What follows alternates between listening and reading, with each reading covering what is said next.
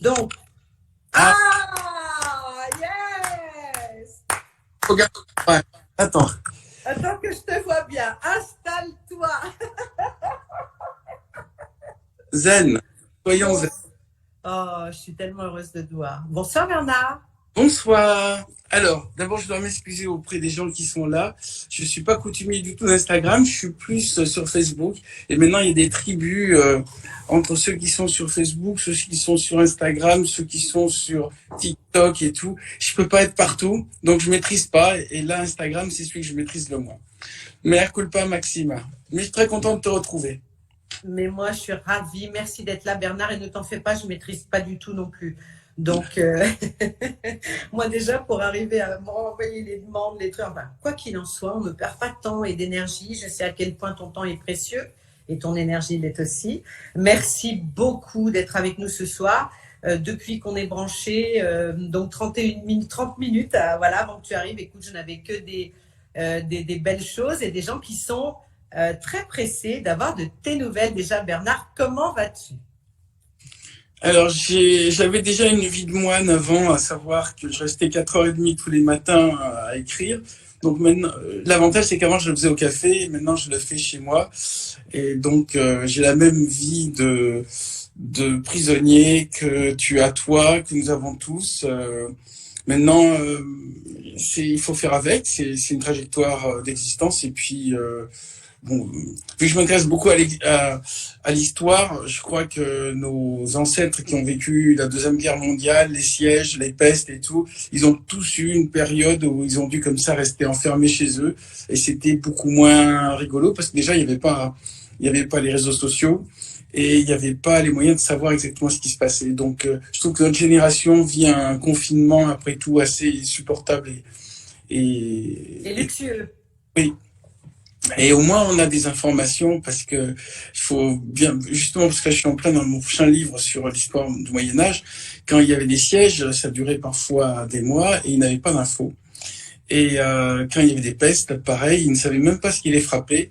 Nous, au moins, on a ce petit rond là du coronavirus. On a un visuel de l'ennemi, on a un nom. Donc, je trouve que finalement, nos épreuves sont supportables. Voilà. Absolument. Et alors, donc, tu disais, tu as commencé, tu es à la moitié, tu en es où de ton livre, ce qui va s'appeler comment sur le Moyen-Âge? Ah, alors le titre, je vais le proposer à l'éditeur, mais c'est pas dit qu'ils le prennent. Tout ce que je peux te dire, qu'est-ce que je peux dire? C'est sur les Templiers, voilà. C'est sur les Templiers, donc le titre, je peux pas t'en dire plus. Oui, enfin. C'est lié à mon livre qui s'appelle La boîte de Pandore et c'est lié à tout ce qui est régression dans les vies antérieures. Et bon, si ce n'est que c'est une régression dans l'époque médiévale, 1300, à l'époque des Templiers. Et ce que je découvre, c'est marrant parce que j'ai lu beaucoup de choses, mais ce que je découvre est assez nouveau et surprenant. Mais en tout cas, je crois que ça se rapporte à une forme de spiritualité qui nous intéresse autant toi que moi, Liane. C'est toutes ces choses qu'ont découvert certains de nos ancêtres et qu'ils ont transmis de manière plus ou moins ésotérique aux générations suivantes et sous forme symbolique ou sous forme de textes à comprendre sous certains angles. Et je trouve ça vraiment passionnant et on croit qu'on connaît et quand on va vraiment à la source, on s'aperçoit qu'en fait c'est beaucoup plus complexe encore qu'on ne le croit. Enfin là, je n'arrête pas de découvrir des choses. Je suis un peu fasciné par ma propre documentation. Alors, Bernard, pour ceux bon, qui te connaissent, ils sont très nombreux. Tu sors tes livres en 35 langues dans le monde entier. C'est pas moi qui choisis, mais en C'est pas fait, toi qui choisis, mais c'est ce qu'on dit de toi, c'est vrai. ben en fait déjà j'écris pas uniquement pour le public français de maintenant. C'est De, ça. j'ai commencé à écrire. Mon idée c'est de de communiquer à travers le temps et l'espace. C'est-à-dire que j'espère que mes livres auront du sens après ma mort et j'espère qu'ils auront du sens dans d'autres langues. Donc ce n'est pas comment dire, drame parisien ou des histoires sentimentales citadine, c'est quelque chose qui traverse le temps et l'espace. Et mes personnages voyagent beaucoup et je parle de différentes époques et même de différentes dimensions. Puisque dans les fourmis, on était dans l'infiniment petit et dans nous les dieux, on était dans l'infiniment grand. Et puis, le grand avantage, c'est que je suis à cheval sur ma début de carrière de journaliste scientifique et ma période de spiritualité dans laquelle j'ai pas peur de parler de voyage astral ou d'hypnose régressive ou de tarot. Pour moi, tous ces sujets, c'est juste de la connaissance. Et après, chacun, selon sa propre sensibilité, ça lui parle ou ça lui parle pas, ou ça lui fait du bien ou ça lui fait pas du bien. Mais j'essaie de créer des ponts entre le monde matériel et scientifique et le monde spirituel et invisible. Et c'est le grand avantage du romancier, j'ai pas à le prouver, j'ai juste à poser des questions et puis après les gens, ça résonne en eux, ça résonne pas. Alors toi, tu es t'es quand même voilà très symbolique. Là, ce que tu es en train d'écrire, ça, c'est l'humanité. C'est tu prends des symboles parce que ton écriture a toujours été symbolique à travers les animaux, les chiffres souvent, tout ce qui était symbole. Là, ça parle plutôt des hommes par rapport aux hommes, tu disais. Mais surtout, ce que je voulais te demander, c'est que tu as souvent été controversé, justement. Toi, tu dis, j'écris des romans. Mais c'est aussi ce que tu penses réellement. Et ce mélange de science, finalement, et d'ésotérisme, et tout ce que tu aimes, c'est quelque part antinomique. Et toi, tu l'assumes très, très bien. On a un cerveau gauche et on a un cerveau droit. Le cerveau gauche, c'est le cerveau sérieux, et le cerveau droit, c'est le cerveau poète. Pour qu'un esprit soit complet, il faut que les deux hémisphères fonctionnent. Maintenant, il y a des chapelles qui se sont créées de gens qui disent il n'y a que le cerveau gauche qui a raison, et d'autres qui disent il n'y a que le cerveau droit qui a raison. Moi, je pense que on a deux bras, on a deux jambes, on a deux yeux. Et pas tout le monde, pas tout le monde. Mais en tout cas, on est pour la plupart d'entre nous équipés ainsi. Et le fait d'avoir deux yeux nous offre, par exemple, l'effet de relief. Donc, si vous regardez que d'un seul œil, si vous ne regardez que sous un seul angle, vous êtes limité. Mais c'est pour ça que je dis que le roman est un lieu d'évasion. Mais que ce soit en science ou que ce soit en littérature, il y a évidemment des gens qui considèrent qu'il n'y a qu'une seule manière d'agir, mais on leur laisse leur domaine de prédilection. Moi, au contraire, je considère qu'il y a plein de manières de fonctionner et on est là pour explorer et surtout pour proposer des choses nouvelles. Moi, ce que je regrette le plus dans la littérature française telle qu'elle est présentée souvent dans les médias, c'est que c'est des choses qui ont déjà existé au préalable, qui sont des copies de choses qui ont déjà marché parce que tout le monde a la trouille de s'aventurer en dehors de ces chemins. Voilà. Donc, comme en musique, comme dans tous les arts aussi. Hein, je pense que toi aussi, Liane, tu dois connaître ça dans ton domaine. Oui. En même temps, c'est pour ça que on se bat, c'est pour que les choses changent. Oui. Attends. Si le monde était parfait, on n'aurait rien à faire. Ouais. Et alors, justement, tu as commencé, tu dis, parce que tu es sans arrêt en train d'écrire, mais aussi de t'intéresser à énormément de choses et d'étudier. Et alors moi, ce qui m'intéresse énormément, ce sont tes nouvelles conférences. Et donc, tu as fait des spectacles autour de l'hypnose. Oui. Alors, comment... J'aime bien. Oui. Le truc, la question qui demande 12 milliards d'explications. En fait, je crois qu'il y a... comment dire, à 13 ans, j'ai rencontré un autre garçon qui avait 13 ans qui m'a appris à faire la méditation. Mais il m'a appris à faire la méditation hard, c'est-à-dire pas le petit truc gentil, c'est le véritable voyage astral. Et il m'a appris à faire le lotus et il m'a appris à maîtriser le battement cardiaque. C'est étonnant, ça surgit dans ma vie. Il avait 13 ans, j'avais 13 ans. C'est en colonie de vacances, il m'a appris ça. À partir de là, j'ai une curiosité pour ça. Et il y a d'autres gens qui se sont relayés pour me parler d'hypnose quand j'étais journaliste scientifique, mais aussi de voyage dans les vies antérieures quand j'ai rencontré des médiums. Et moi, tout m'intéresse. Je suis ce qu'on appelle agnostique, à savoir, je ne sais pas, donc je vais explorer partout. Et après, j'essaie de voir est-ce que ça peut faire des romans. Et donc, agnostique, c'est sans Dieu, hein? Non, ça c'est athée. Athée. Agnostique, c'est sans croyance? C'est quoi? Sans certitude. Sans certitude, d'accord. Gnosco, c'est la connaissance. On pourrait dire, ça veut dire sans connaissance, mais de nos jours, ça veut plus, sans connaissance, on pense à quelqu'un qui s'évanouit. Agnosco, ça veut dire sans certitude, ça veut dire que je ne sais pas s'il y a Dieu ou s'il n'y a pas Dieu. Mais je considère que ceux qui disent qu'il y a Dieu, ben, ils en savent rien, et que ceux qui disent qu'il n'y a pas Dieu, ils en savent rien non plus. Donc, il y a une démarche de dynamisme à trouver, et cette démarche de dynamisme, c'est un questionnement. C'est au lieu de dire je suis sûr qu'il y a Dieu ou je suis sûr qu'il n'y a pas Dieu, on dit j'en sais rien et je vais me renseigner. C'est ça, agnostique. C'est une attitude qui me semble plus honnête. Et du coup, ben encore, c'est une passerelle, donc on agace automatiquement et les athées et les croyants, puisque les deux sont certains d'avoir trouvé leur vérité. Et je méfie de tous les gens qui croient avoir trouvé des vérités, justement. Alors toi, aujourd'hui, tu n'as trouvé aucune vérité, tu continues à chercher. Je suis sur un chemin spirituel à ma vitesse, mais ce chemin spirituel, je fais participer les autres à travers mes livres, mais aussi donc grâce à ces spectacles dans lesquels je propose à la salle entière de ce qu'on appelle une méditation guidée, c'est-à-dire fermer les yeux et visualiser des choses. Alors, il y a 5 méditations. Je fais visualiser au début un message sur l'inconscient. Donc, soit les gens l'ont, soit ils l'ont pas. Et après, je fais revenir les gens dans leur vie antérieure. Soit ça marche pas. Et après, je fais rencontrer le futur soi-même qui a tout réussi et qui envoie lui aussi un message. Soit ça marche, soit ça marche pas. En général, dans les spectacles, j'ai à peu près un taux de réussite de 70%. Waouh! Mais vu que les gens, ils ont payé leur billet et qu'ils sont venus, a priori, ils sont déjà motivés. Si on prenait des gens dans la rue et qu'on leur disait vous voulez faire une expérience de méditation, je pense qu'on aurait un chiffre en dessous de 50% parce que les gens se méfient, ça a l'air bizarre et tout. Voilà. Mais par exemple, ce qui est le plus spectaculaire, c'est le retour dans la vie antérieure parce que c'est le plus touchy comme expérience. Il y a des gens qui arrivent à retrouver leur nom, on arrive à vérifier que la personne a existé. Il y a des gens qui arrivent à avoir des récits très très détaillés. Et en général, c'est assez surprenant. Et il y a des très jolies histoires. Alors d'ailleurs, je les stocke sur mon site bernardherber.com. Ceux qui ont eu des histoires et qui veulent les raconter, les mettre, comme ça tout le monde peut les lire.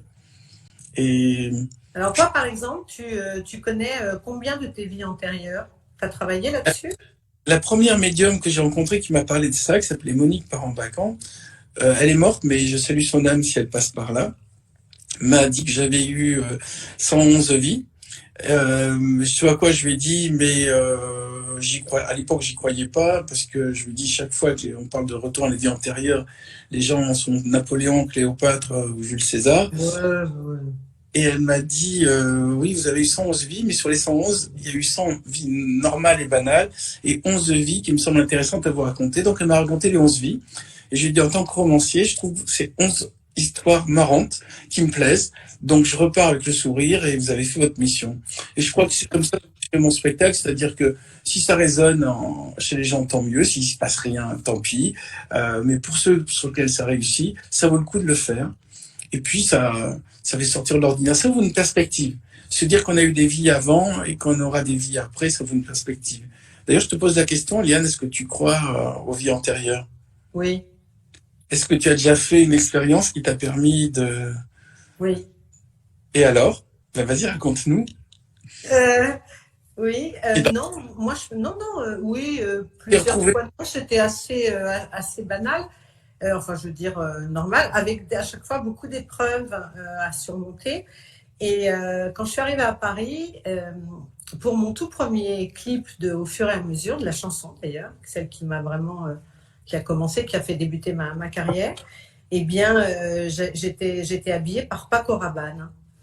Et il m'avait invité un soir chez lui, et tu sais que Paco Rabanne est très, très, très branché sur tout ce qui est tout ça, l'ésotérisme, etc. Il avait été adorable, et bon, je venais chez lui pour qu'on parle chiffon, quoi. Enfin, plutôt, non, pas chiffon. Il m'avait amené dans son musée où il gardait ses robes des années 50. Alors, une pure merveille, c'est toutes les tenues que j'ai dans le clip de Au fur et à mesure de l'époque. On est en 90. Et donc, et à un moment donné, il s'arrête comme ça. Et tu sais, il a une grande voix comme ça, très orateur, tu vois, qui impressionne. Et il m'avait dit qu'il se sentait très fort, il m'avait dit que j'avais jamais été une femme dans des vies antérieures, j'avais toujours été des hommes. Déjà, pour commencer. C'était la première fois que je me réincarnais en femme. Et il m'a juste raconté ma dernière histoire, donc qui résonne quand même un peu, que j'étais un garçon qui était élevé que par des femmes et qui était homosexuel et qui avait eu beaucoup de problèmes qui n'avait jamais réussi à faire à l'époque, mais son coming out, quoi. C'était au XVIIe siècle. Et donc, ce garçon s'est suicidé, il s'est pendu.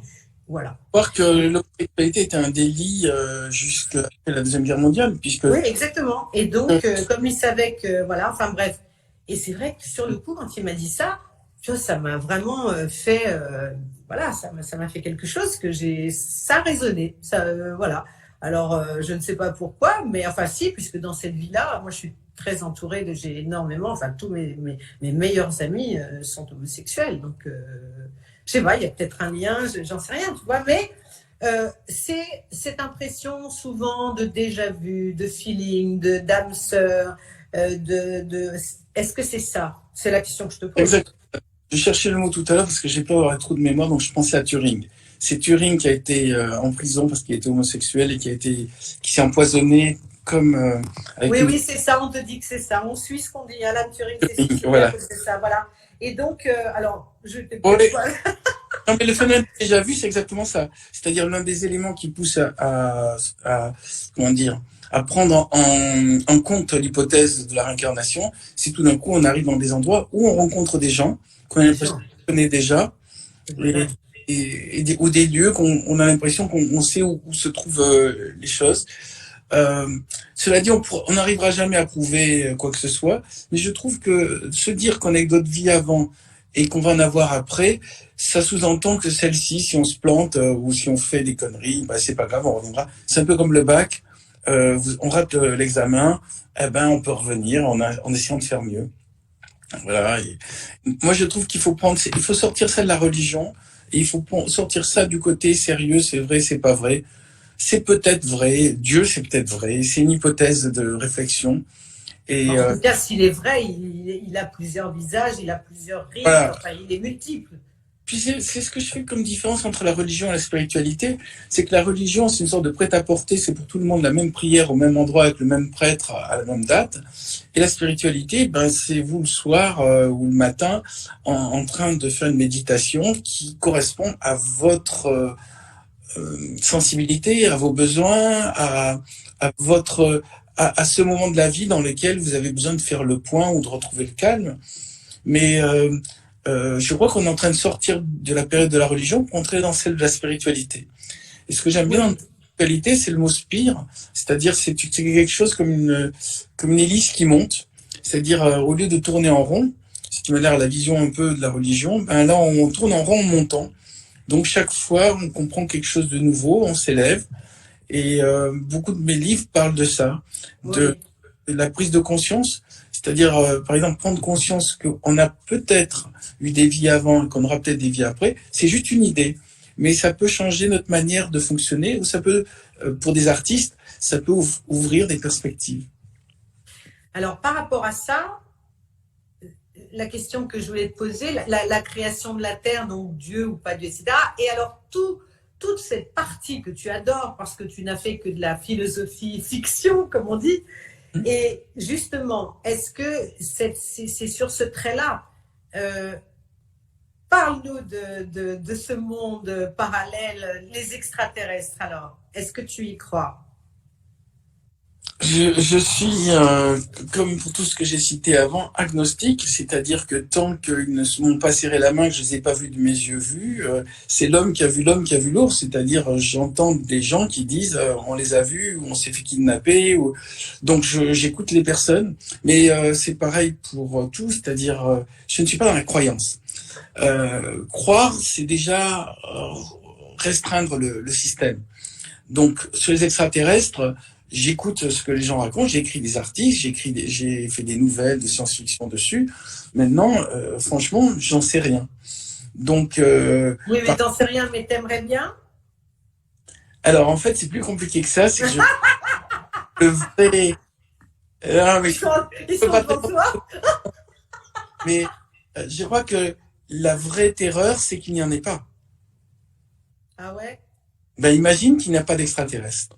Ah ben moi, je peux pas imaginer. Donc, de Il toute n'y a pas façon, d'extraterrestres, ça voudrait dire qu'il n'y a que de la vie que sur Terre. Et s'il n'y a non, ça, que je sur crois pas Terre, une seule seconde. ça veut dire que si on fait mumuse avec les Tchernobyl, les Fukushima, la Corée du Nord et tout, et qu'on pète cette planète, ben, il n'y aura plus rien nulle part, jamais. Et Non, ça, cette idée vraiment vertigineuse. Et sérieusement, la- sérieusement, Bernard, avec tout ce que tu écris, tout ce que je connais bien, tes travaux, je veux dire, c'est obligé que tu crois qu'il y a une vie ailleurs. Non, c'est pas possible mais sinon. c'est pour ça que je dis, j'espère qu'il y a une vie ailleurs. Oui, Mais tu s'il n'y a pas de espères. vie ailleurs, on est vraiment mal. Je trouve que, et surtout la responsabilité de notre génération, qui est la génération qui a eu accès aux armes et aux outils qui peuvent vraiment bien abîmer la Terre.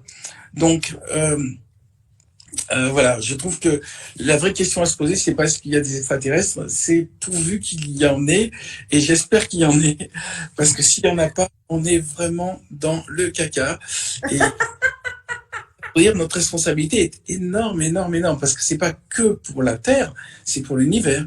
Donc c'est pour l'univers, tout est froid, noir et immobile, et dans ce cas, il y a rien, nulle part. Cette notion de vide est vraiment vertigineuse. Alors que la notion extraterrestre est une notion ludique et amusante. Euh, comment dire, c'est Spielberg, il y a Nikiti, c'est la guerre des étoiles. On est de l'ordre de la fantasmagorie. Mais par contre, la pensée qu'il puisse ne pas y avoir extraterrestre, c'est de l'ordre de la terreur. Voilà. Ah oui, moi je suis d'accord avec toi. D'ailleurs, ce soir, je crois que c'est sur TF1, il y a donc le deuxième volet d'Independence Day. Voilà, c'est Ah toujours. oui. Mais oui, parce que ça fait poser plein de questions et c'est bien fait Non, en général, ce genre de film américain. je veux juste dire une chose, c'est qu'on imagine toujours les extraterrestres d'une forme assez proche des hommes. Oui, Et, c'est parce que notre imagination est très réduite. Si on doit imaginer des étrangers, on imagine des étrangers comme nous, mais avec une peau d'une autre couleur, en général c'est vert, et avec une tête différente, en général on se complique pas la vie, on prend des têtes d'insectes. Donc si oui. on le visuel des extraterrestres depuis que l'homme s'est posé des questions, ça ressemble beaucoup à des humanoïdes avec tête d'insectes. Et je crois que c'est vraiment très limitatif. Moi, je suis capable d'imaginer des extraterrestres qui ne soient pas matériels, et qui soient Oui. d'esprit, ou des extraterrestres qui soient des formes, qui aient des formes liquides ou aériennes. Et je crois qu'il faut vraiment élargir ça. Et nous sommes très limités si nous nous voyons tous avec des systèmes de type humanoïde. Alors, je voulais te demander, les anges gardiens, est-ce que ça te parle? Est-ce que c'est Et, quelque chose? Les anges en général, les anges, alors pas forcément les anges gardiens. Tiens, on en a une d'ange gardienne qui nous regarde ce soir, Mimi, qui était branchée tout à l'heure, qui t'attendait. Et donc, oui, les anges. Qu'est-ce que tu penses des anges? bah, Mimi, déjà, tu as commencé, donc je connais pas, c'est ton ange gardien? Non, non, Mimi, ma fille, Ah, c'est et je c'est me mon dis, amie qui est Joséphine, ange gardien, tu sais. ah, d'accord. Ben, Non, non, mon ange gardien, il s'appelle Nathanaël. ah, ça m'a l'air plus courant comme nom. Euh, Ben écoute, si Mimati nous regarde, je la salue aussi, mais oui, gardien, ben moi c'est quand j'ai rencontré ma médium, Monique Parent-Bacan, elle m'a mis en contact, ou elle m'a dit qu'elle m'a mis en contact avec mon ange gardien qui s'appelle Barnabé, que je salue aussi s'il est là. Et sur le coup, elle m'a dit, là vous êtes en contact avec votre ange gardien, qu'est-ce que vous voulez lui poser comme question?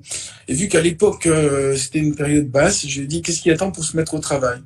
Et elle m'a dit il n'arrête pas.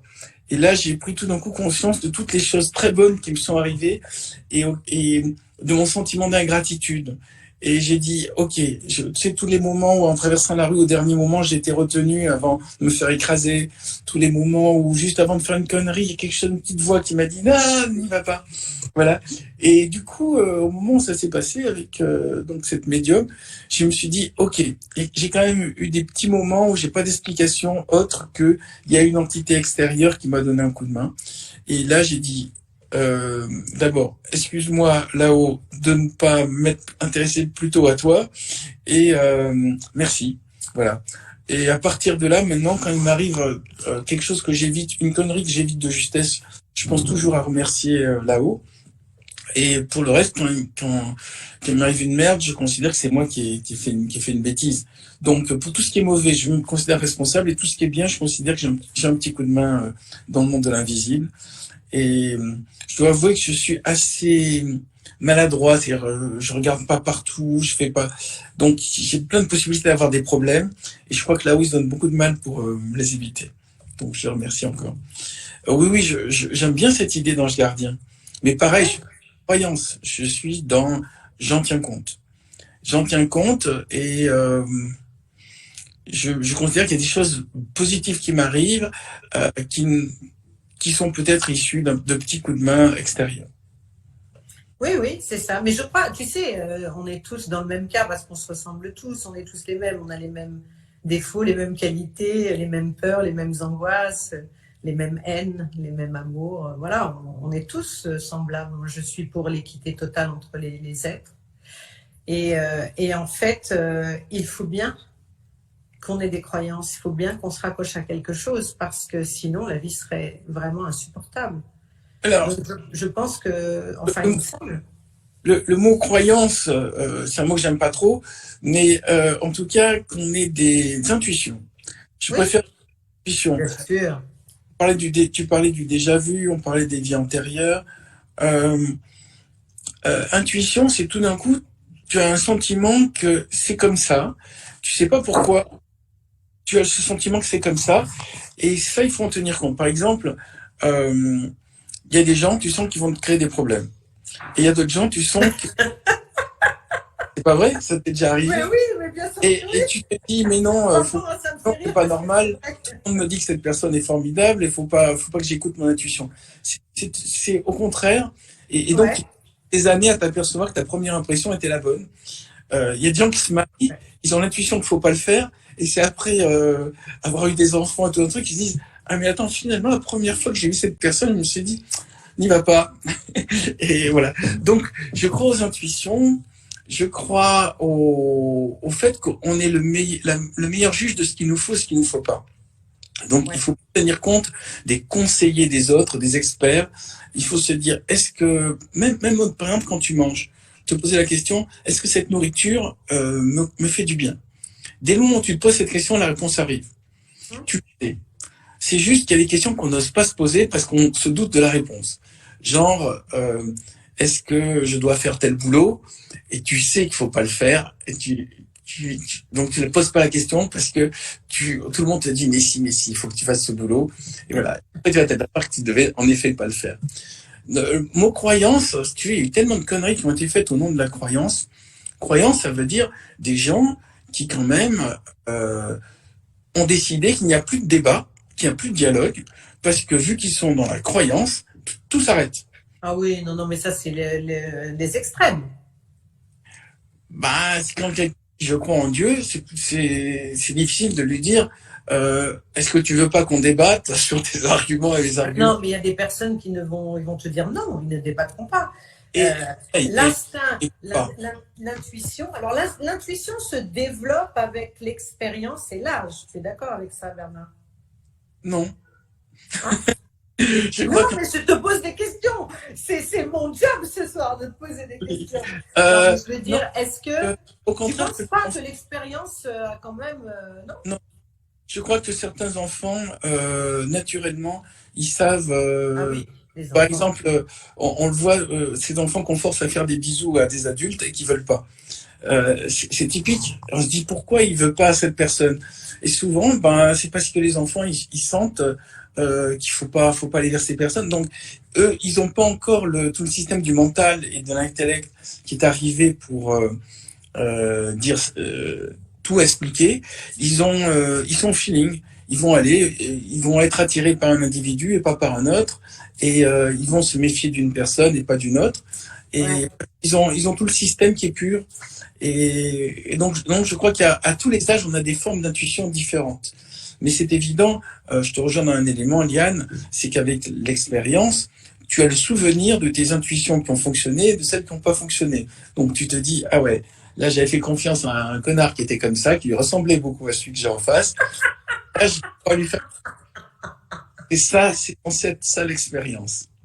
C'est très joli parce que c'est joliment dit, tout ça, on est là, moi je t'écoute, je bois tes paroles, tout d'un coup tu balances le mot connard et ça fait comme une Non, fausse mais note, c'est comme un mec qui est en train de jouer sublime quand au on se piano parle à soi-même, qui met un canard. Pardon? quand on se parle à soi-même, on se vous voit pas et on n'utilise pas des formules de politesse.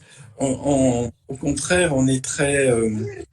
comme Alors justement, cette voix, est-ce qu'il n'y aurait pas deux voix qui parlent en nous, une positive, une négative? Qu'est-ce que tu en penses de ça? bah, il y a toujours le visuel là, du petit démon, du petit ange. Euh, non, je suis désolé, ça Ça ne vibre. parle pas? Non, parce que j'ai pas vraiment de démon. C'est-à-dire, je vois pas, tu vois, à la limite, le seul truc vraiment un peu culpabilisant que j'ai fait, c'était fumer. J'ai arrêté de fumer depuis 1 an. Mais c'est vrai que quand je fumais, je me disais, ok, c'est d'abord du plaisir, mais tu es en train de te suicider. Et au ralenti. C'est le seul moment où il y a une petite quelque chose en moi qui disait, bon, on le fait quand même parce que c'est trop marrant de fumer. Voilà. Mais je fumais un bidis par jour, mais ça me mettait dans un état de transe complet. Parce que je suis hypersensible. Mais tous les produits me font beaucoup d'effets. Un verre de vin, il y a tout le système du mental qui s'arrête Ah ben automatiquement. ça, Je, c'est je, plus du tout Lucine. cher. Je, Comment? je coûte pas cher en produits chimiques. Ah, c'est bien, Un moi non verre de plus. café chimique, une cigarette, je suis pratiquement en transe comme si je fumais de la marijuana. Oula! Un verre de rigolé et j'ai tous les chakras ouverts. Donc c'est pour ça aussi que voilà, j'écoute rarement la petite voix qui me dirait vas-y, lâche-toi, saoule-toi la gueule. J'ai jamais été sous de ma vie. Ah. C'est quand même une expérience qui me manque. J'ai jamais roulé par terre dans mon vomi, j'ai jamais eu la gueule de bois. Moi, un verre de vin me ravit énormément, mais je vais pas terminer une bouteille. Ou alors, si je termine la bouteille, faut vraiment mettre un lit pas loin parce que je vais m'endormir assez rapidement. Mais en fait, est-ce que tu crois alors plus ou moins, que penses-tu du destin? Tu penses que tout est déjà écrit, que tout est à venir à révéler? Qu'est-ce que tu en penses de ça? Bah, Qu'est-ce que tu peux dire là-dessus? c'est le thème de la boîte de Pandore. Est-ce que nos destins sont écrits? Est-ce qu'il y a des bibliothèques akashiques? C'est-à-dire un endroit où le scénario de ta vie est déjà posé et toi tu crois que tu fais des choix et en fait tout a été. C'est un thème romanesque fabuleux et il y a un tour de magie euh, que je te ferai quand on se verra. Ça consiste à donner un jeu à quelqu'un et la personne met les cartes à l'envers, les rouges qu'elle pense sous la carte rouge, elle met à l'envers, et celle qu'elle pense noire sous la carte noire. Après, tu as le droit d'avoir des remords, et puis même d'avoir plein de remords. Tu vois, sur les deux colonnes de cartes, donc celles qui sont sous les rouges et celles qui sont sous les noirs. Donc tu as posé intuitivement celles que tu penses sous les rouges et sous les noirs. Ça va, tu suis? Je te suis très très bien. Et après, quand tu retournes, tu t'aperçois que tu t'es jamais trompé. C'est un tour de magie. Il n'y a aucune manip. C'est-à-dire, il n'y a pas, je fais pas des, et je peux me tenir à distance. Et donc, toi, tu vas faire tes remords. Quand tu vas retourner les cartes, tu t'es jamais trompé. Donc, ça, c'est un tour de magie dans lequel je me suis débrouillé en tant que magicien pour que tu ne te trompes jamais. Donc, on peut imaginer, si jamais j'imagine le destin, j'imagine de la même manière, il y a un magicien qui peut se débrouiller pour que, quoi que tu fasses, ça aille, au final, ça soit ce résultat. Et donc, dans la boîte de Pandore, qui est le livre dans lequel je parle des destins et de l'hypnose dans les vies antérieures, il y a une femme qui explique ça par ce tour de magie. Et à la fin du livre, j'explique ce tour. Et le monsieur qui a découvert ce tour, en 1951, est devenu milliardaire, parce que c'est le tour le plus simple et le plus spectaculaire qui existe. C'est-à-dire ça pousse l'autre à ne jamais se tromper. Wow. Donc, dire que peut-être c'est ainsi qu'agissent nos anges gardiens, ils se débrouillent pour qu'on se trompe pas. Alors nous, on croit qu'on fait des choix, mais en fait, on fait que suivre un rail. Tu sais, un peu comme dans un disque, il y a un sillon, donc tu suis le sillon et il t'obtiendra toujours la même musique. À la limite, tu peux l'obtenir à différentes vitesses. Tu obtiendras un son plus aigu ou plus grave, mais il n'y a qu'un seul sillon. Et ce sillon, c'est ton destin. D'ailleurs, c'est une spirale aussi, le disque. Oui, mais il y a aussi quand même, il y a les choix dans la vie, le choix. Et ben justement, ce tour de magie que je raconte dedans montre que quel que soit ton choix, tu arrives au même résultat. Oh, ça alors, j'ai hâte que tu me le fasses. Cela dit, il est 20h05 et je crois que je vais devoir aller deviner Eliane. Alors, Je sais que tu dois nous quitter malheureusement parce que regarde, voilà, on est mais arrivé un petit peu tard. est-ce que tu vas garder un enregistrement de tout ça? On va garder, bien sûr, dès qu'on va se quitter, tac, tac, tac, Ouais. hop, et après il va être sur mon Instagram. Voilà. Mais en tout cas, je peux te dire, parce que je sais qu'on t'attend et que tu as un emploi du temps bien précis. Et je sais, mais attends, laisse-moi quand même te remercier au nom de tous nos amis qui ont suivi. On aurait encore des tas de choses à se dire et voilà. Mais en tout cas, on te suit.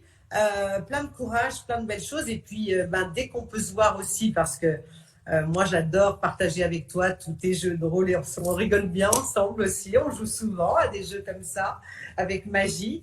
Et donc, je t'embrasse très fort, Bernard. Et puis, tu fais coucou à tous les amis. On dit oui. Au revoir. Qu'est-ce que tu voulais nous dire? Vas-y, un dernier mot. Salut ta communauté, puis je vais aller voir quand il y aura le replay, je regarderai un peu tous les messages parce que en effet on peut pas regarder les messages tout en parlant. Enfin je te regarde toi donc je peux pas regarder les petits messages. Bien sûr, il y a des tas de voilà ça passe et voilà il y a plein de choses. Mais bon c'était très agréable et puis moi j'aime toujours tu sais bien te poser des questions. J'adore tout ce que tu écris. Tu as une créativité immense et voilà, j'ai beaucoup d'admiration pour toi et je suis vraiment très touchée et très honorée que tu aies accepté ce live ce soir avec moi.